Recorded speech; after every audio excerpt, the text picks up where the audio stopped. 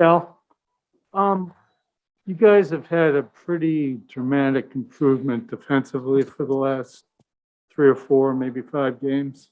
Just what do you see coming together? Is it, I know you've mixed in different coverages recently. I mean, what do you think it is? Yeah, Mark. I think the biggest thing for us is uh, there's been some clarity on the defensive end and an understanding of what we're trying to do. And, uh, starting a new season and getting everything going again, I feel like sometimes things that you would expect for guys to know and to pick up kind of gets lost in translation. And some of these things you kind of do sometimes, not all the time. And we just kind of came to a point and we figured it out pretty early that we needed to be more consistent defensively and really pay attention to the details and the things that we need to do to make the defense work. And I think that once Coach Udoka addressed that and we all kind of focused in on the things we needed to do, that's been the biggest difference. So I just think it's been, just kind of dialing in on those it's little things on defense that we did and we're seeing the result right now. I mean, how much of it overall is just guys getting used to the switching scheme, just doing so much of it? Yeah, that definitely has something to do with it too. And when you do that, your communication has to be even better. Because normally, when you're not switching all the time, there's usually only two people communicating, and the backside, it is what it is. But you know that you're getting back to your guy and things like that. When all these switching and teams running these actions and things are going so fast that you really have to be. If you're not talking, you're going to get exposed out there. And I think that's definitely a part of it, and I think we're getting more comfortable with that. Obviously, when you guys left for this road trip, there was the meltdown against Chicago, and there's a lot of talk about the team meeting. I think Rob said that you sat down and told the guys to just kind of embrace everything. Can you kind of get more into why that was your message to embrace that loss and how that helps? I think I think I might have said this last week or so, but I talked about kind of learning how to win, again, and with this group, understanding the things that we needed to do, and I just just keep in perspective with the guys for the guys to understand that we all have to be together, doing this. That it's not going to be one person. It's not going to be a certain way. We all have to buy into this together, and we need to be engaged. And that was kind of one of the things that we talked about, and I felt like it was very positive for our group. Yeah, how rewarding has it been to see the results of that conversation and the steps you guys took on the road?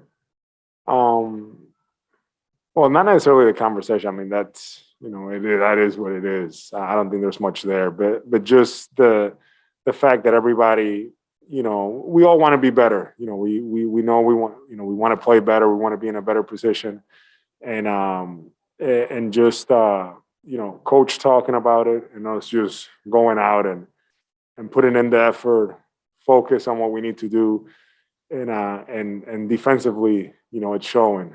We're seeing the results, and now we're still at the point that we have to continue to be consistent with it, and eventually, it'll just be habits, and we won't have to worry about it. And then Coach mentioned that Jaylen will probably miss about 1 to 2 weeks. How big of a blow is that? And how do you guys make up for that loss?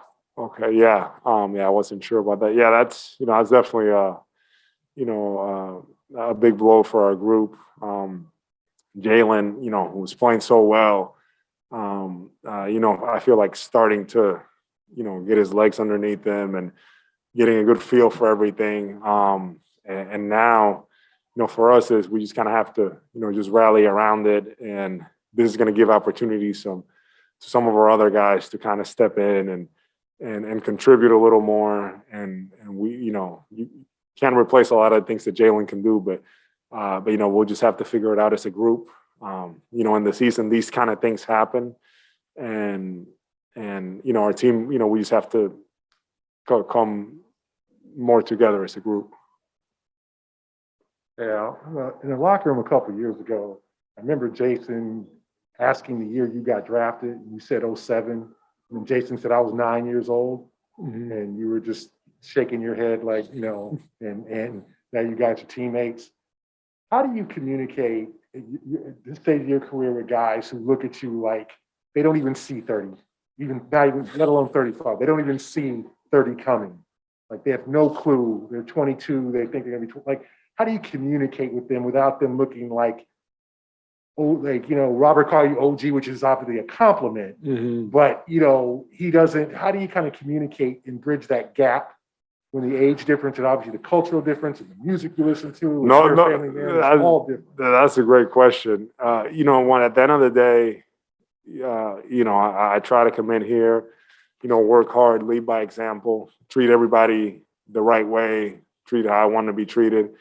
And with that, anytime that I need to say something or speak to them about anything, I feel like there's that rapport and then there's that mutual respect. I respect them. Just because I'm older doesn't mean that I have all the answers. And sometimes I'll ask them questions and, we're learning from one another. But you're right. I mean, there's definitely that gap. Like it's different, it just is. And it's always trying to find, common ground, with our guys. But just the way that I approach it, I feel like just makes it easy for us to be able to have communication. And with Jason, it's kind of the same way, with Rob the same way. But I think that we have a good enough relationship that if we need to, if I need to point something out or say something or show them something, I can do that. And they understand. Do you sense sometimes they look at you confused, or do they understand? I think they understand. I think my biggest thing is finding the balance. Like I don't want to be, that guy that's just, all the time talking. It's not my personality, and it's not kind of how I am to begin with. But like I can't be telling them every single time, where they're messing up or what's going on, or So it's kind of, I've learned, you have to, pick your spots, kind of know what to say, when to say it, make them understand.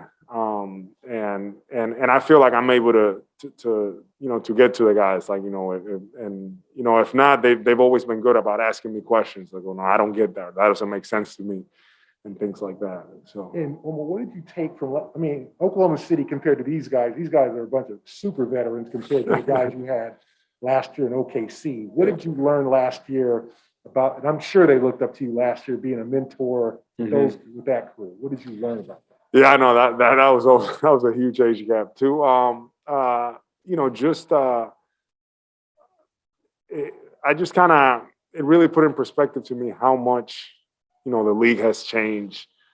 How, kind of the focus now, how, guys want to play the game. And, but even last year with those guys, to their credit, they were very receptive. They were very receptive. They were very willing. But I definitely know even more to, knowing when's the right time to talk, when to pick my spots, things like that. But mostly, just leading by example, how hard I'm working, watching film, taking care of my body, doing all those things, and getting them, to ask questions about that, and having good, healthy talks with them, and things like that. So that's kind of what I learned from there. Since we're trying to make you feel old, what did they do in Oklahoma City with their training staff? Because a lot of players have come away saying that they are great with making you feel better. Like, what did you do during that downtime and treatment to make you feel as good as you look this season? They were great. They just had great support system, kind of like what we have here now. But really looking at my nutrition, helping me with treatments before, after practice, the lift, all the performance stuff, kind of mapping the schedule out, and kind of making the player involved in everything that goes into playing the games, which is something that that we're doing here as well. And but for me, that year was very beneficial, for me to feel good again, get healthy, and things like that. So they have a great program over there. I was really impressed, and they really helped me, be in this position from a basketball standpoint, health wise. And does it make you laugh how much we've brought up that you're 35 and like as if that's archaic? Yeah, no, my wife, she doesn't. She's like, I don't understand it. Like, it's like why does it keep, why is that a thing? And for me, honestly, I'm kind of used to it because when I was 30 here, I feel like people were bringing it up. It's like, oh, he's 30, like all this stuff. So, I play how I play. I've kind of been that, I feel really good, physically. I feel really good. I know where I'm at. I know what I can do. And I'm 35, but I feel, as long as I'm putting in the work, I am putting in the work. I'm doing everything that I need to do. And I feel like I can keep playing at a high level. So for me, that's not, it is what it is. Yeah. Al, if we can sneak one Zoom question in from Sherrod Blakely, please. Yeah. Hey, Al, can you hear me? Yeah. All right. I hate the fact that I can only get one in because I actually have a couple for you. And I'll be really quick with them, I promise. When we talk to you, Al, we talk about what you provide the young guys from experience and been there, done that, all that type of stuff. But what do you get from these young guys that kind of helps you as a player? And my second question will be about Dennis Schroeder. But the first question is about you and just what do you get from the young guys? Just watching them, watching their game. The game continues to change a lot. Now I'm playing in different positions that I haven't been in before, and for example, like JT is, really does a good job when he's off the ball. For example, cutting to the basket, being able to get there, and you're watching games and you're like, well, if I'm in that position, I can do that. And the other night against Dallas, he got it in the post, and that's a play that he normally does, and I actually did it. Got to the basket, got a foul, draw a foul out of it, and things like that. So I'm always, looking at kind of how the game is going, how the guys are playing, things that I can pick up, and things like that. And my second question, just about Dennis, it seems that he's becoming more and more comfortable with the team and his role. Are there things that he is capable of doing that he's capable of doing that maybe we haven't seen as much of yet?